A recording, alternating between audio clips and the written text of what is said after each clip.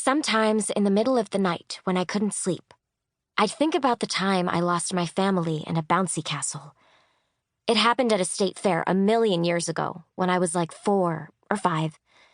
We'd all been bouncing, having a great time, when suddenly my big brother Carter said his stomach felt funny. I watched my family race out of the castle, shouting for me to follow. But I wasn't ready to go, so I just kept on bouncing, all by myself. Finally, I stepped out of the castle to the flat, unbouncy ground, expecting to see Mom, Dad, and Carter. Except they weren't there. No family. For a second, I froze, panicking, and then I started running. I ran over to the Ferris wheel, then the roller coaster, then the ice cream stand where we'd all bought extra-large swirly cones an hour before. I ran over to a water gun game where the prize was a giant stuffed Pikachu, then to the stage where some guy was playing a banjo, and past a lady in a cowgirl dress who was selling pies. Somehow, I made it back to the bouncy castle, and when I got there, my family was waiting. They looked terrified. "Haven, what happened to you?" Dad yelled, and Mom burst into tears as she squeezed me tight. "If you ever get separated from us, just stay put," she scolded when she finally stopped crying. "Promise you won't move around next time. Let us find you." I promised, but I remember thinking how silly that was. I mean, of course I'd try to find them, because staying put just seemed so helpless and babyish. I needed to do something, not stand there waiting like a stuffed Pikachu on a shelf. "Haven's a true problem solver," Grandpa Aaron used to say. "Yes, but not everything is a true problem," Mom would answer. She'd talk to me about learning to relax, having patience, accepting what we can't control. And Dad would talk about enjoying the process. About good sportsmanship, too, when I'd lose at Blaster Force 3 to Carter or miss an easy goal in soccer. "Haven, games are not about the final score," he'd tell me. "It's important to just have fun."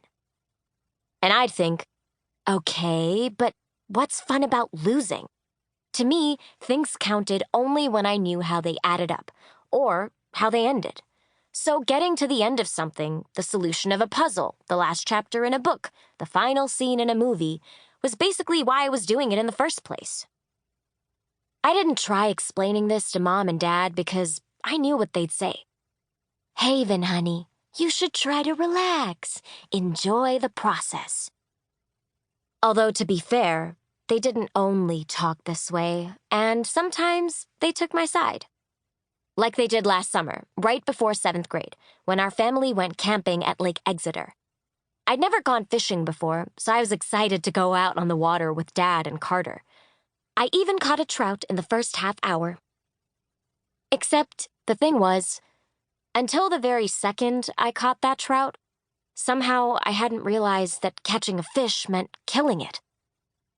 "Can't we just throw it back?" I'd begged Dad.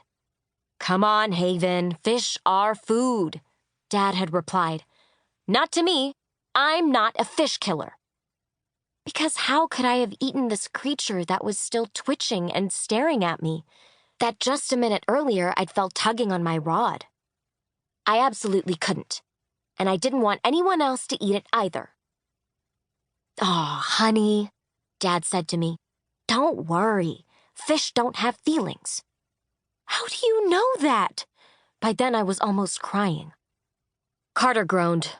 "Ugh, Haven, why can't you just enjoy the lake and being on this boat? You're missing the point of this whole vacation." "No, I'm not, because the point of being on this boat is killing animals." "That's not the point at all. Why do you always have to make such a big deal about everything? It gets so emotional." "All right, enough squabbling, you two," Dad said. "You'll scare off the other trout." "Good. I hope we do," I said. Right at that moment, without saying anything, Dad threw the fish back. If he was annoyed with me, he didn't show it, but Carter did. That night, as we ate a takeout supper back at our campsite, my brother announced, "I can't believe we came all the way here to fish, but because of Haven, we're eating ramen.